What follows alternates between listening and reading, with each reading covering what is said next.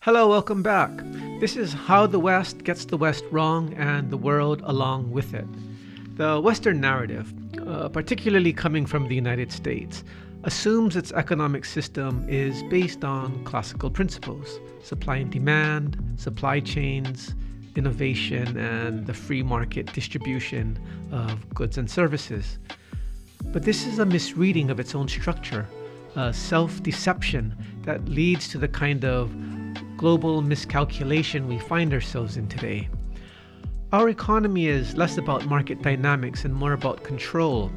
Its strength does not rest only on production or consumption metrics, but also on militarized systems, financial coercion, and the enforcement of economic compliance. In short, economic policy is determined by containment and obstruction. What passes for economic policy is a function of strategic dominance. Trade routes are secured not through mutual cooperation, but through naval presence. Threats of sanctions, embargoes, and financial penalties are wielded not in defense of market fairness, but as tools of enforcement, punishing countries that resist US-led economic norms. The dollar's status as the global reserve currency extends this coercion. Through dollarization, countries are drawn into dependency, forced to align their monetary and fiscal policy with US interests. This isn't a neutral financial order. It's a global architecture of compliance that was created first through the development cooperation of the Marshall Plan, then after the dissolution of the Soviet Union, the Washington Consensus enforced the neoliberal privatization world that we are in today. Western readings of the Soviet Union and the ongoing critique of China's political economy often attribute failure to the systems themselves, yet these narratives ignore the systemic historical pressures that shaped their outcome.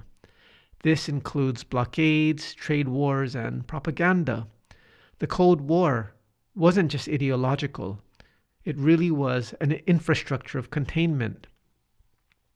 So what's needed isn't a universal economic model, but a fair playing field where different systems can coexist without coercion. A multipolar world economy is possible, one that doesn't privilege US military or monetary dominance. But we need to understand and dismantle the institutions that enforce this hegemony. The US has built an architecture of control disguised as cooperation and aid. Its post-war economic legacy is not just the Marshall Plan or the Washington Consensus, but a systematized suppression of national accounting aggregates that could benefit the world, global peoples, and the planet. We should really be raising the specter of accounting because that is the historical continuity of empire. Okay, see you next time. Thank you for subscribing, and if you like what you hear, come visit me on Substack. I'm Onibaba.